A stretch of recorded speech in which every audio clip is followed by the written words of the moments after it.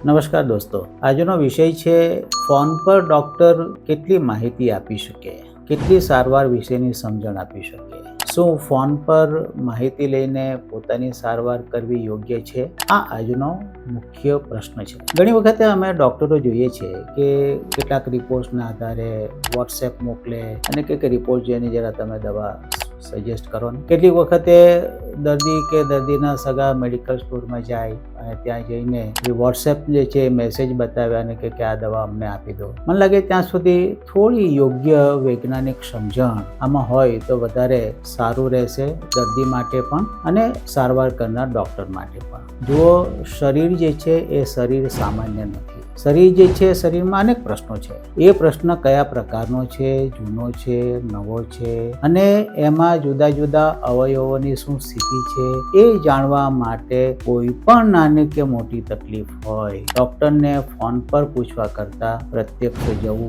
સારવાર માટે જે છે એ યોગ્ય સમજણ કેળવવી, જરૂરી જે છે એ તપાસ ડૉક્ટર પાસે કરાવવી, જરૂરી ઇન્વેસ્ટિગેશન કરાવવા, જેથી કરીને દર્દીના શરીરની એક ચોક્કસ માહિતી ઉપલબ્ધ થાય અને ત્યારબાદ આપણે શરીરની સારવાર કરીએ તો વધારે ઉચિત છે. ક્યારેક એવું પણ બને કે તમને જે તકલીફ મોટી લાગે છે, તમને તપાસ્યા બાદ, રિપોર્ટ્સ કરાવ્યા બાદ શરીર તમારું બિલકુલ તંદુરસ્ત નીકળે અને કોઈ સારવારની જરૂર જ ન હોય. અને એટલા જ માટે મારે એટલું જ કહેવું છે કે શરીર જે છે, શરીર જ્યારે ખોટકાય તો તે વખતે જ્યારે આપણું વાહન ખોટકાય, આપણે ગેરેજમાં એને લઈ જઈએ, એની તપાસ કરાવીએ અને એને આપણે દુરસ્ત કરાવીએ. એ જ પ્રમાણે શરીર જે છે એ શરીર માટે આપણે સમય કાઢીએ, ડૉક્ટર પાસે જઈએ, જરૂરી જે છે એ એમનું માર્ગદર્શન તપાસ દ્વારા મેળવીએ, યોગ્યતા મુજબ જરૂરી રિપોર્ટ્સ જે છે કરાવવાના થાય તો કરાવીએ અને એક ચોક્કસ માહિતી મેળવીને આપણે શરીરની સારવાર કરાવીએ, જેથી કરીને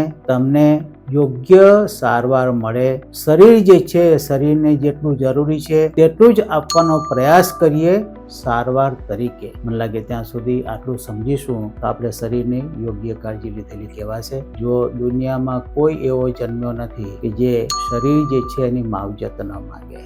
શરીરની માવજત કરવી એ આપણો એક પ્રથમ ધર્મ બનવો જોઈએ. મને લાગે છે કે તમે આના પરથી યોગ્ય સંદેશો પ્રાપ્ત કરી શકશો. અમે ઈચ્છીએ છીએ કે તમે તંદુરસ્ત રહો, પરંતુ જો જરૂર જણાય તો ડૉક્ટર પાસે જઈને યોગ્ય સારવાર કરાવો. ધન્યવાદ.